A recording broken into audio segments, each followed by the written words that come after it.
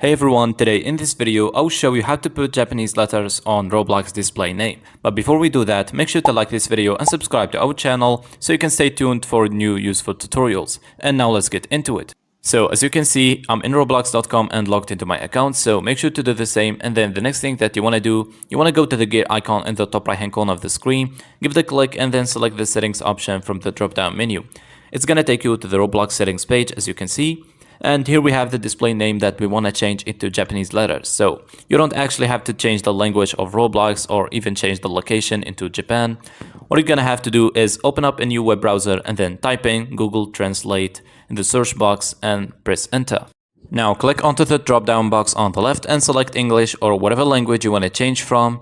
And then in the second drop down box, you want to give it a click and select Japanese because that's the language we want to translate into. Now I'll go back to the box on the left and type in my nickname that I want to be displayed, and then here we have the display name written in Japanese letters appearing on the right. So I want to hold down the left button of my mouse to highlight it and then right click on it and select copy so I can save it in my clipboard.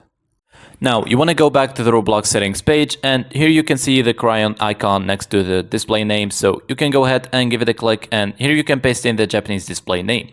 Now note that you can't have a mix of characters. As you can see, I can't have English and Japanese together, so I'm gonna go ahead and delete this.